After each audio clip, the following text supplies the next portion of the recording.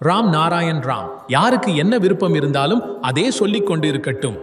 வாசுதேவ் பானர்ஜி கூறியுள்ளார், அவர்கள் என் மீது விமர்சனம் செய்ய முழுமையாக முயற்சிக்கிறார்கள்.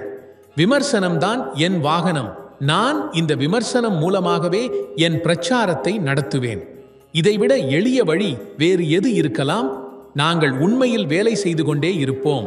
நாட்டின் தலைவர்கள் அழ முடியாது. நேதாஜி மட்டுமே நாட்டிற்காக அழ முடியும். அவர்கள் இருந்தால் நாட்டின் இத்தகைய நிலைமை இருக்காது. இந்த எண்ணம் வந்தபோது அவர்கள் இருக்கின்றார்கள் என்று நான் விரும்புவது அவர்கள் வரவேண்டும் என்பதே. என்ன மீது என்ன நடக்கிறது என்பதை கொண்டு நான் புரிந்து கொள்கிறேன். அவர்கள் வந்தால் அவர்களுக்கும் இதே போன்ற நிலைமை ஏற்படும். ஒவ்வொரு முறையும் திறந்துவிட முடியாது. பிறகு சொல்லுவேன். இன்று நான் மௌனமாக இருக்கின்றேன்.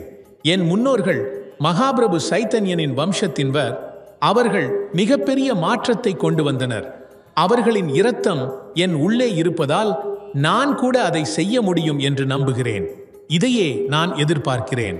நீங்கள் உங்கள் விடுவிக்கப்பட்டோருக்கு எதிராக தாக்குதல் நடத்த வேண்டாம். பக்தர்களுக்கு பக்தை காப்பாற்றி அமைதியாக இருங்கள். சுற்றிலும் நடந்து கொண்டிருக்கும் குழப்பத்தை நிறுத்த வேண்டும். நாம் அனைவரும் ஒன்று சேர்ந்து ஒன்றாக ஒரே கொள்கையில் கூறுவோம். நாம் பூமியின் பிள்ளைகள் என்று. மண்ணின் பிள்ளைகள். பூமியே வேதம். இந்த உடலும் வேதம். நாம் எல்லாம் தலை கொஞ்சி ஒழுக்கமாக அணுகுவோம்.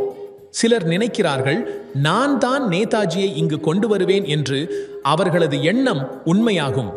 நேதாஜி சுபாஷ் போஸ் சாதாரண மனிதர் அல்ல.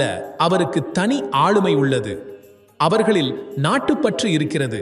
அவர்கள் வந்தால் பங்காளத்தின் காயம் குணமாகும். இந்து முஸ்லிம்கள் இன்று நடந்து கொண்டிருக்கும் நிகழ்வுகள் இன்று இருக்கும். இன்று இந்து முஸ்லிம் இருவரும் தங்கள் மீது நம்பிக்கை வைக்க முடியவில்லை.